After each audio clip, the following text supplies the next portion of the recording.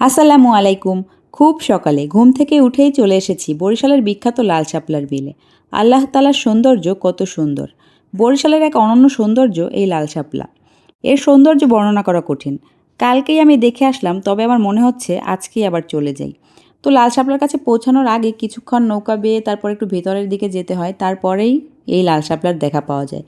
তো আসার সাথে সাথেই মাঝি ভাই আমাকে একটা মুকুট বানিয়ে দিল, যেটা পরে আমার মনে হচ্ছিল আমি এই শাপলার রাজ্যের রানী, সত্যি কথা বলছি। তো দেখো আমাকে কত সুন্দর লাগছে। আর আমি তো মানে শাপলা দেখে মনে হচ্ছে পাগল হয়ে যাব, কি আর বলবো। এর আগেও আমি গিয়েছি, তবে আমার মনে হয় বারবার এখানে যাওয়া উচিত, তবে সিজনে আসলে আসা হয় না, তাই যাওয়া হয় না। তো যতবার সিজনে আসবো ততবারই যাব ইনশাল্লাহ। তো এখানে তো শাপলা আমি তুলছি।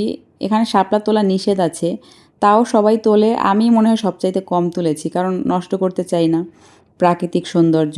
সবাই এসে কি দেখবে যদি আমরা উঠিয়ে ফেলি। তো এই যে একটু পানির মধ্যে হাত হাত ভিজাচ্ছিলাম। তারপরে এই যে কি সুন্দর মনে হচ্ছে, লাল বিছানার চাদর পেতে রেখেছে। আসলে প্রাকৃতিক সৌন্দর্য কি আর বলবো, শুধু দেখো তোমরা সবাই। তো এখানে আবার মানুষের ঘরবাড়িও আছে, মানে তারা পুরো পানির মধ্যে থাকে। আমি শুধু ভাবছিলাম তারা কিভাবে জীবনযাপন করে। তারা অবশ্য নৌকা ছাড়া চলাফেরা করতে পারে না। তো এই যে আর নৌকা যে একটা নিয়েছি, মানে আমরা মাত্র ৩ জন ছিলাম নৌকার ভিতরে, আর নৌকাটা খুব দুলছিল, খুবই ভয় পেয়েছি। আর আমি যে কি খুশি হয়েছি, মানে আমার মুখের হাসি মনে হয় ১ মিনিটের জন্যও বন্ধ হয়নি। মানে হাসতেই আছি খুশিতে, আর হাসতেই আছি, মানে এত আনন্দ লাগছিল। তো এই যে আমাদের ঘোরাফেরা প্রায় শেষ, ১ ঘন্টার মতো ছিলাম প্রায়। এখানে তো মাঝিদের একটা টাইম বেঁধে দেওয়া থাকে যে ১ ঘন্টা ঘুরায়, বা টাকা বেশি দিলে হয়তো আরও বেশি ঘুরায়, তবে এর থেকে বেশি দরকার হয় না। আর এই যে শেষ সময় কিছু শাপলা তুলে নিচ্ছিলাম, বাসায় নিয়ে যাব। দেখি আম্মু রান্না করে কি না।